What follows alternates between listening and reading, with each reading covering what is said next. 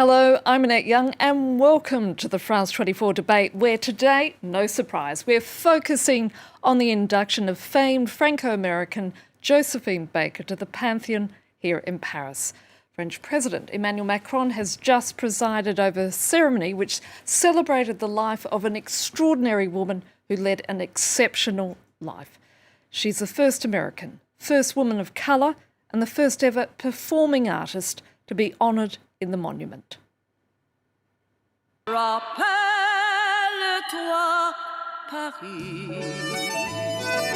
Quand j'ai chanté, j'ai deux amours, j'avais fait le pari. Et la paille, les fusils, la mitraille, les grenades, les pays où les autres, les nids font des rêves.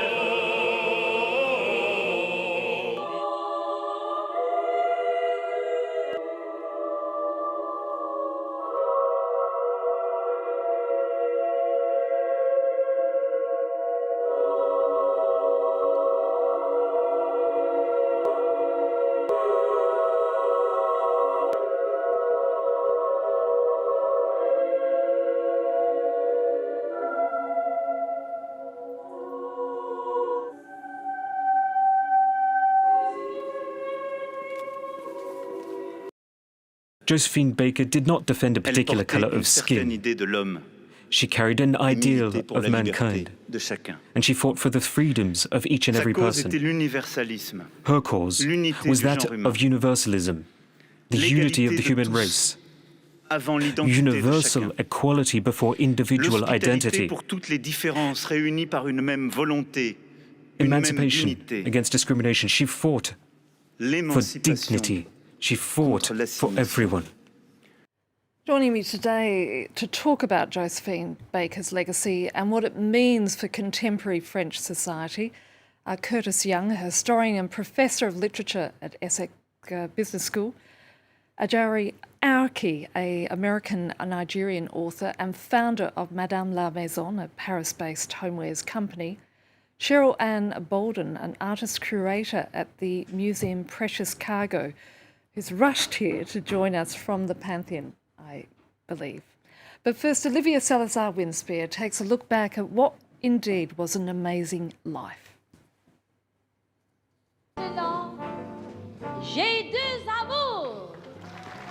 She had two loves, two countries, and one incredible life. Her story is at the centre of the play Josephine B., which shows how a little girl from a poor family in Missouri went on to become an international star and a brave, independent woman. Josephine Baker embodied freedom. She was provocative, beautiful, and funny. She was also a woman of convictions.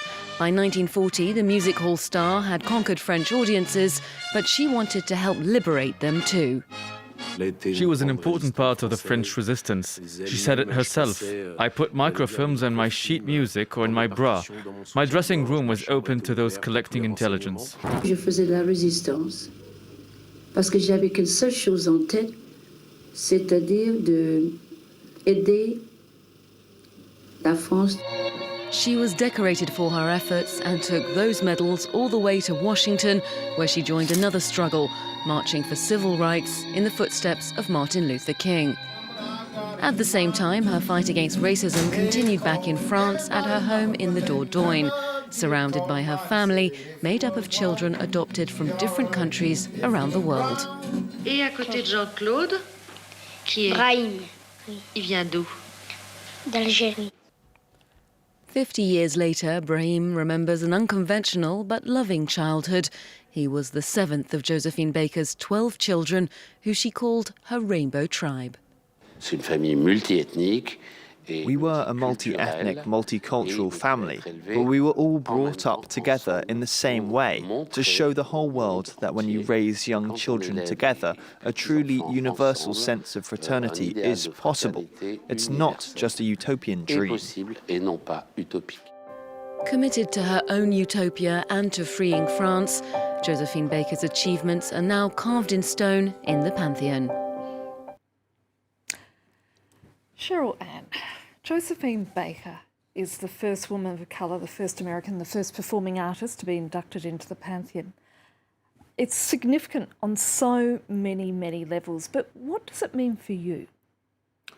Oh, personally, this idea of self-esteem, that she had courage. And also at the March on Washington, I was 5 years old, and I don't remember her personally, but I do remember the energy. The fact that she had a dream, and she had to move, she had opportunities that came her way, and that she did what she had to do. And so I believe on a spiritual level, for me personally, that she had to really reflect on what she had to do in her life and how she saw herself in the future. Curtis? Yeah, I was so taken by your response. Josephine, as the president said, she so represented universalism. But the thing that really strikes me about Josephine Baker again is how she constructed her life and the material that she used to construct her life were all of the adversities that she faced. It speaks to that resilience that's part of the African American experience across the board. This is a girl who was sexualized at a very early age, brutally treated from 8 years old, and when she came to France, she took all of that. Rather than being a victim of it, she took all of that and used it to create a sensation. She came on the stage with the Revue Negre, with this tall, dark black man, barely clad, with him holding her over her shoulders. Completely, she was basically nude. She was wearing something that it was so flimsy she might as well not have had it. And this caused a sensation in the Theatre of the Champs-Élysées that it had not experienced since Stravinsky's Rite of Spring had opened there, which also, again, broke a certain mold and created an extraordinary sensation. And then she went on to use that material to construct a personage that just spanned the globe. Universalism really is Josephine Baker. Jerry, as a young girl growing up in the States, did you know much about Josephine Baker? To be very honest, no, I did not. I grew up in Austin, Texas, and I didn't know, nobody was talking about Josephine Baker where I lived in Austin, Texas. I think, later in life, after I'd come to Paris the first time, my stepmother told me about getting to perform, as a children's choir behind Josephine Baker, and this, really stuck with her and it meant so much to her. But, before then, no one was talking to me about who she was or her greatness in any way. So watching the ceremony, I felt immensely, proud to see this woman recognized in this way. Curtis, President Macron decided in July for this to happen. Mm-hmm. After, it went back some 8 years, but there was also a petition that was presented to him. But I want to know, why did it take such a long time?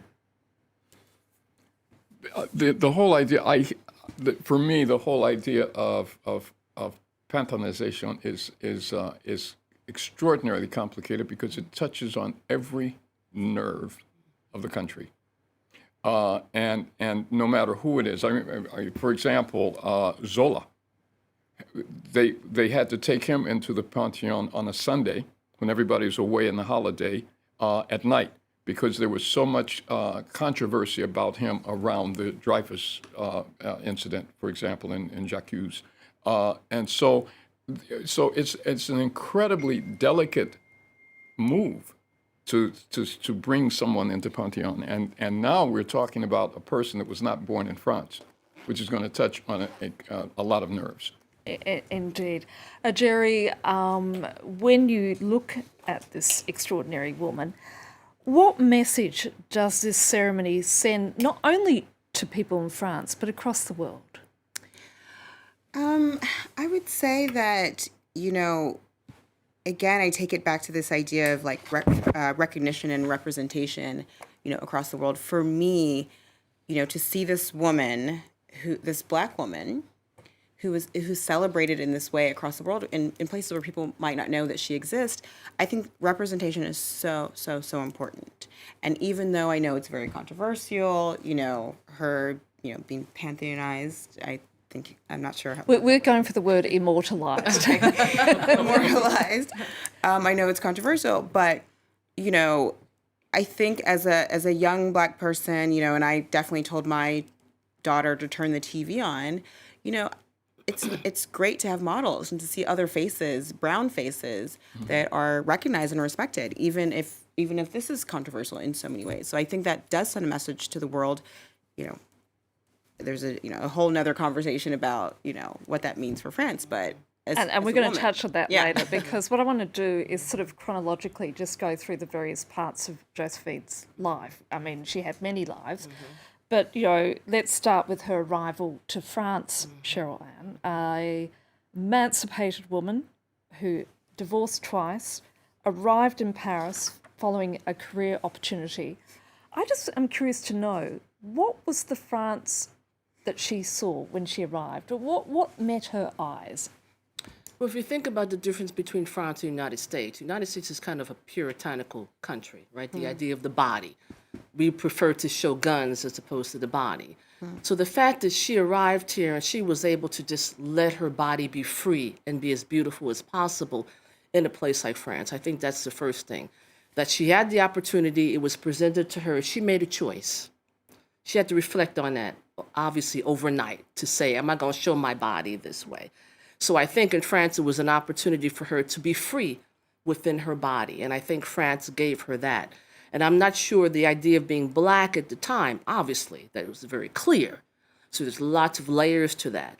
But the idea of being able to be free within your body and to dance and to be free, I think that France gave her that opportunity at that time. And Curtis, what was the America that she left behind? But she left behind America where she was despised because she was Black. As she left an America that was barely 50 years after the Civil War.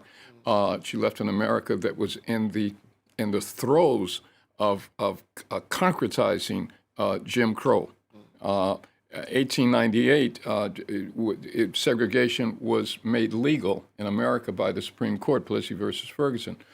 She left an America where there were thousands and thousands of Black people were fleeing the South with just the clothes on their back, fleeing the terror, the lynching, the horror that was being visited upon them. She left an America where The Birth of a Nation was the biggest hit film in America, which was a film that celebrated the Ku Klux Klan and denigrated Black life. She left an America where Woodrow Wilson, first Democratic president since before the Civil War, son of a slave owner, racist to the bone, resegregated Washington. She left an America where just because she was a girl of color, she was despised. And she also grew up in extraordinary poverty, where as a child she's scavenging garbage cans for food.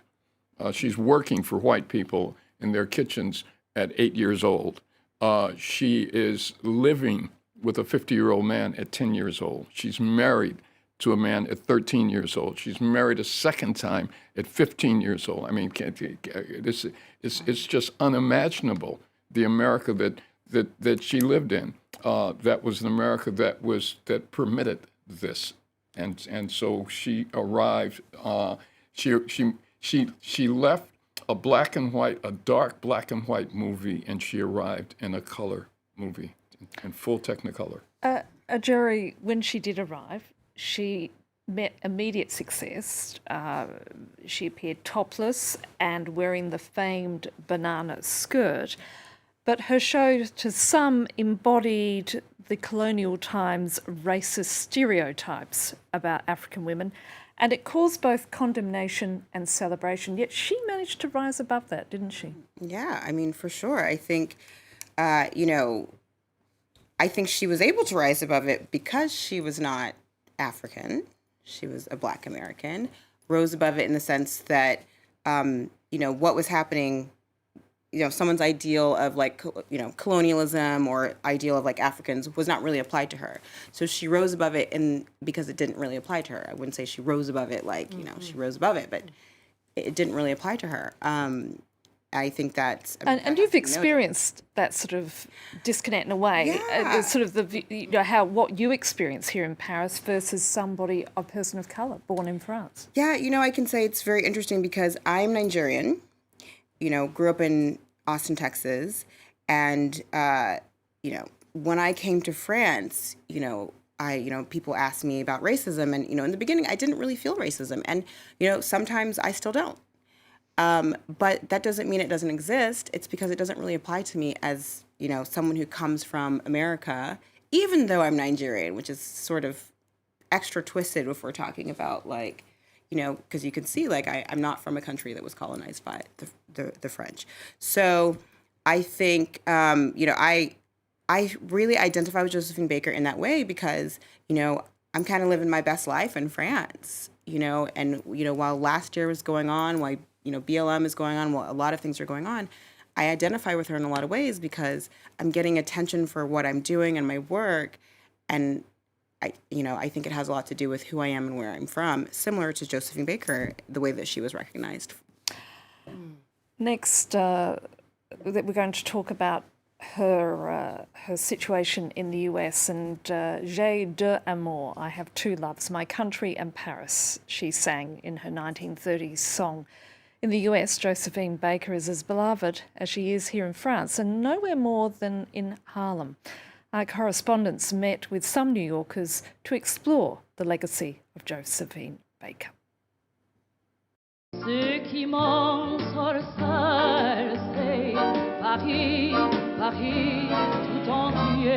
Josephine Baker's love affair with her adopted homeland, France, was a lot less complicated than her relationship with the country of her birth, the United States.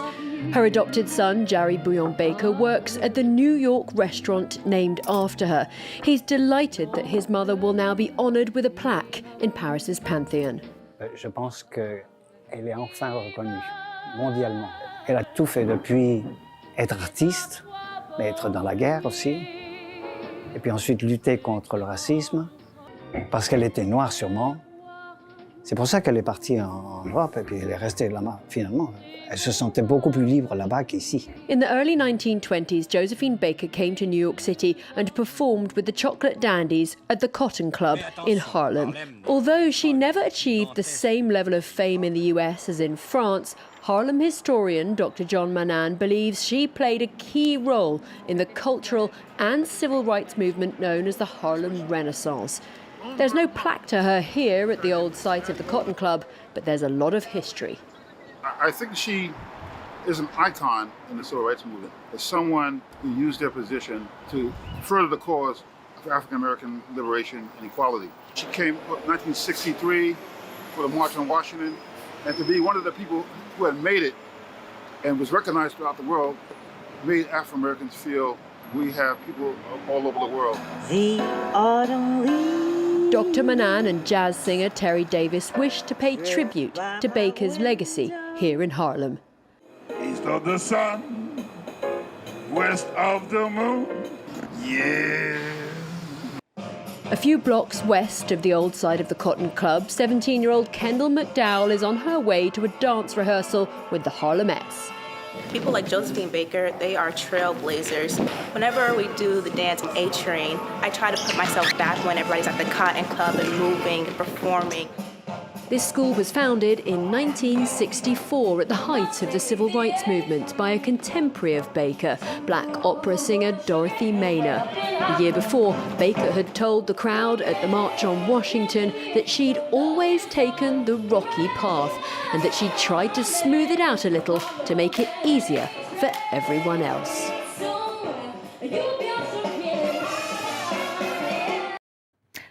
At this point, let's cross now to New York to Leona Michelle, a performer and dancer. Leona, thank you so much for your time. I want to ask you, what does Josephine Baker mean to you? And I'm not sure how much of the ceremony you managed to see, but how important is it for someone like yourself to have her life celebrated in such a way?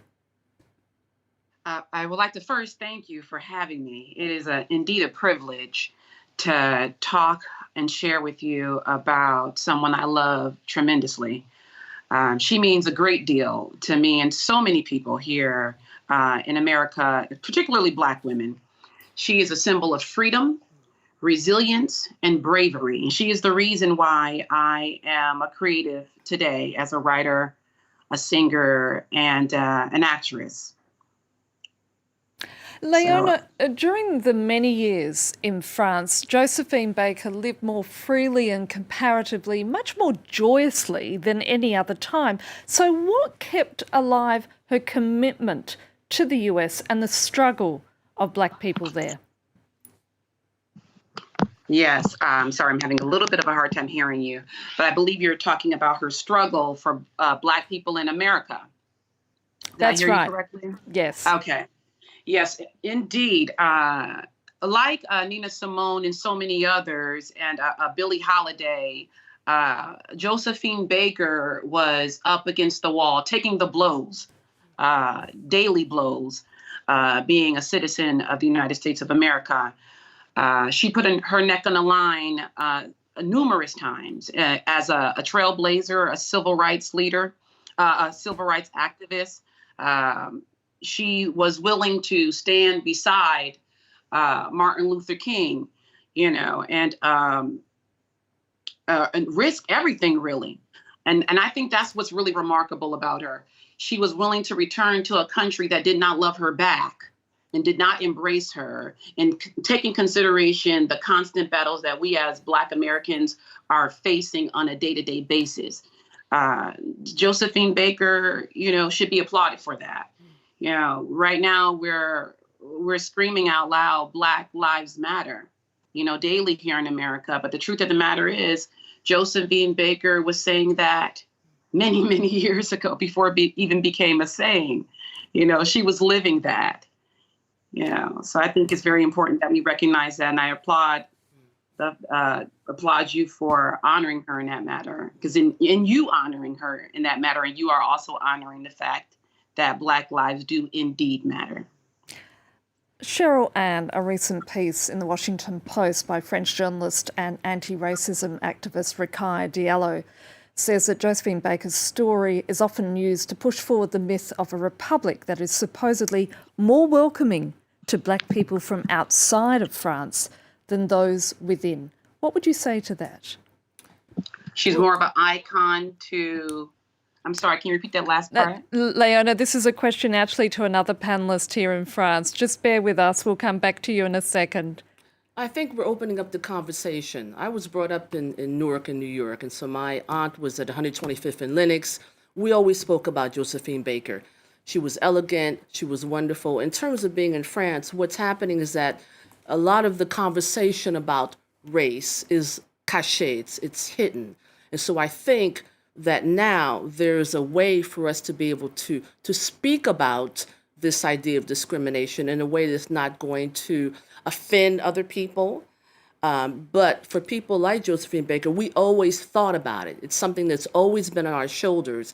And so now this fact that, that the president has decided to do this, it's actually kind of, my opinion, it's kind of a political move.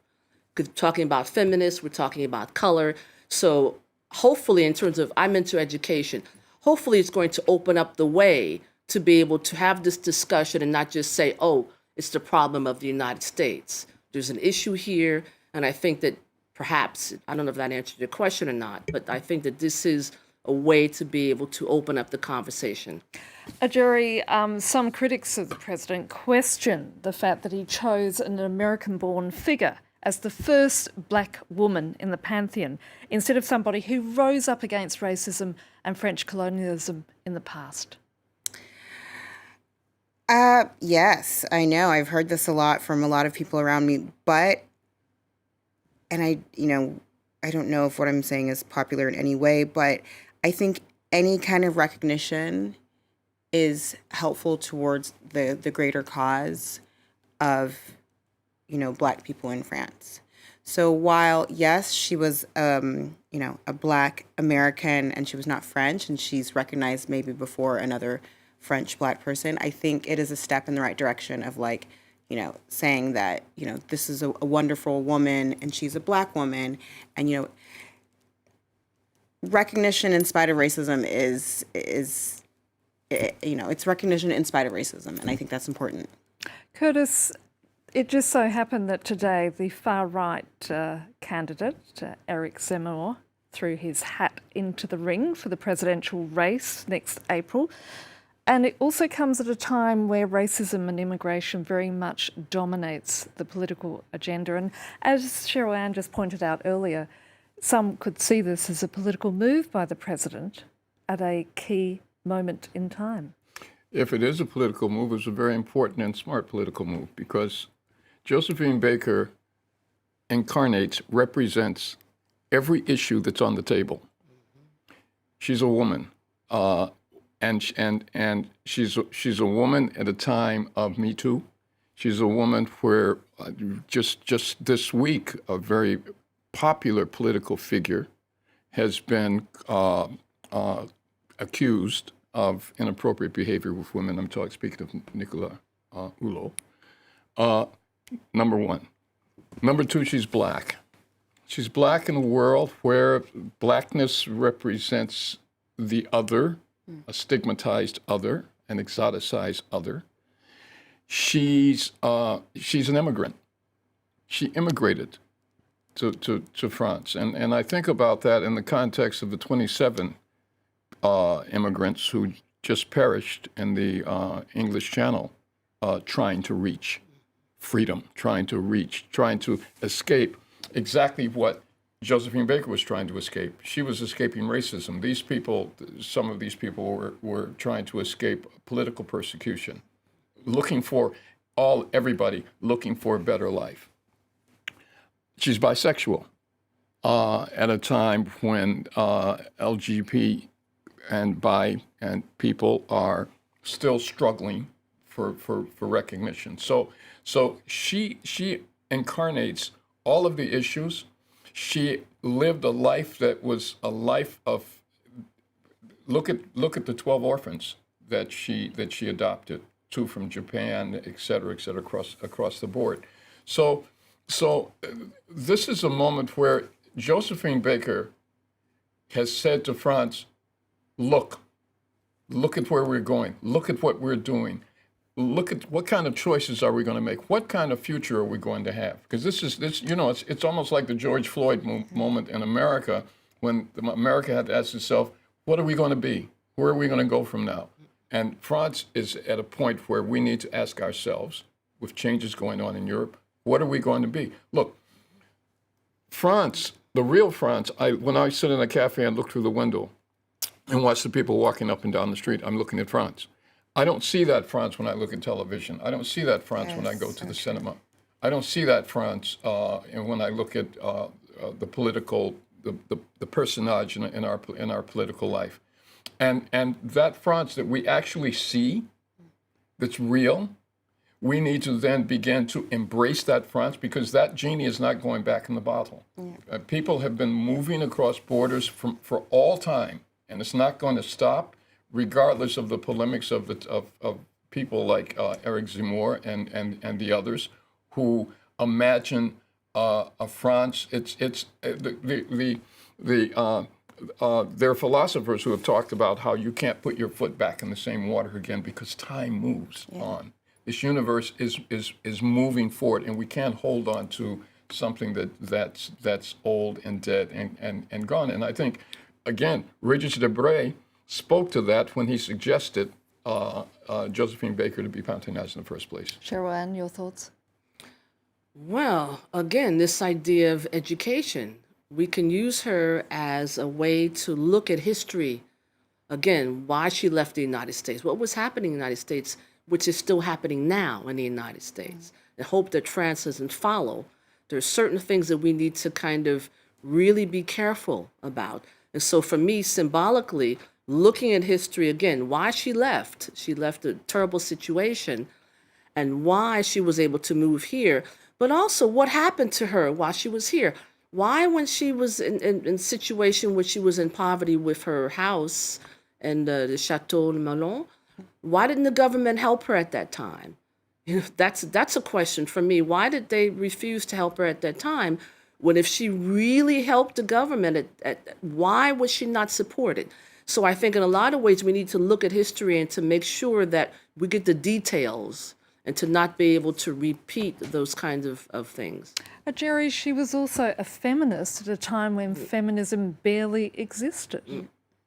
Yeah, I think as you were saying, we're in this time of Me Too and talking about rights for women, equal rights for women, and I think that is another reason why she's so important. I know this debate about whether or not she's American, but she's a woman. Like, that's wonderful. Like, no matter where she comes from, she's a woman, and she was fought for women's rights, and so that's why we should. This moment is really special, and it brings these conversations back to the table again, or continued to have them on the table for us to keep talking about women's rights, and I think that's another reason why she's again doubly important. She's a true feminist. Yeah. The fact, though, that Eric Zemmour chose today to announce his presidency, we don't know whether that was just accidental or whether indeed it was on purpose. But it does reflect, doesn't it, Curtis? And we were talking about this earlier, about the two sides of French society and the fact that we've now come to a key point in history for this country to face some sort of reckoning, if you like, on dealing with racism, discrimination, and also immigration. Look, France has taken some steps along this way. The Taubira law, for example, which has teeth. It's a law that makes all of this slavery and all around it a crime against humanity. And it's interesting, one of the sections in the Taubira law, I think it's section 2, insists that these things be taught in school. This was a law that was passed, 2001. While in America, we're having a debate about not teaching these kinds of things in school, that we should take these things out, that we should cover them up, that sort of thing. So there's some evidence across history that France is making some steps in the right directions. First, Occidental country to end slavery, 1794. Yes, Napoleon reinstated slavery. Yes, it took until 1848 to finally finish it. But the first step was taken in 1794. So there's an idea that was incarnated with the First Republic in 1792. This idea of liberty, fraternity, liberty, equality, fraternity. That it's a set of clothes. It's a set of clothes that France needs to step into. It's something that France needs to really take it off of walls, take it off of slogans, and begin to really embody that. As the president said tonight, this universalism that is suggested by this idea of liberty, equality, and fraternity. But is not the problem that universalism seems to preclude talking about intersectionality? I mean, that's a word that sends a shiver down the spines of many French officials, doesn't it? But it's also this idea, this is 2021, okay? We have all these laws. When you have a law, you have to make it happen. So we're talking about educators and family to be able to concretely, to really make a change. It's all about blah, blah, blah, blah, blah. We have to help people to be able to talk about this subject matter in a way that's concrete for our young people. Not just make a law. A law, you can write it on paper, but unless you really get people to really understand why it's important to teach a certain kind of history, that it's going to help the societies for the republic. Again, in the United States, in a lot of ways, we're going backwards. This is very, very, very sad and very dangerous. And I hope that France doesn't follow that, to understand that to be able to really talk about history in a way that is, I don't want to say real, but concrete, that it's really important. Yeah, it has teeth, as you said, teeth to it, and not gloss it over. It doesn't mean that it's going to hurt some people, but on the other hand, it's going to move things forward. That's my belief. At this point, I just want to cross to the other side of the Atlantic and bring in Leona Michelle. Leona, how many young people in America these days know of Josephine Baker? Oh, wow. When I walk through the schools, the public schools in New York City, in my region, there are images of Josephine Baker that are along throughout the hallways, in the cafeterias, in the English and music room. She is there. She's alive and well and there. When I was growing up, she was not there. I was not aware. So it is refreshing to see that that she is in the air in New York and throughout this country. We know her now. I remember when she first came on the radar for me is when the Josephine Baker movie came out with Miss Lynn Whitfield, who did an incredible job. And, thank goodness for movies like that. That is another way to teach our children, bring her to the forefront, and shed light on her story and her importance and her greatness. And I also think that it's important that we own our stories and change the history books and put the truth out there. So, there is a real effort now to make that happen. Well, what do you think is Josephine Baker's legacy to people living in the US? I think her legacy really is about preserving freedom for all people, liberation for women, resilience, inclusion, being brave. She teaches us that being Black is not something that should restrict you. Cheryl Ann. And I think that's a lesson that all young people need to carry forward. Cheryl Ann, what do you think is Josephine Baker's legacy? The legacy is that we have to have a vision, particularly as Black women, particularly young Black women. So the project of self-esteem, to be able to, if you have a dream, you have to work on it. Some people will say, oh, you can't do that, you can't do this. But I think that's the legacy, is to be able to, first of all, have a dream, and to be around people who are going to support you with that dream, even if it seems outrageous, that you have this image, you work on it, and you believe in God. God's going to help you.